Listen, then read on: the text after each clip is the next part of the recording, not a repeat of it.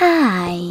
In front of me is Motorola Moto G84 and today I would like to show you how you can add a picture to text message. Begin by opening Messages app and selecting or adding a chat. Now tap on this little icon with a camera and a photo at the bottom left corner.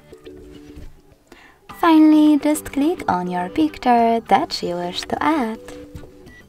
You can also click on Folders at the top and select any photo from recent category from one of those apps, or click on those three lines at the top left corner and access any of those sources, like downloads.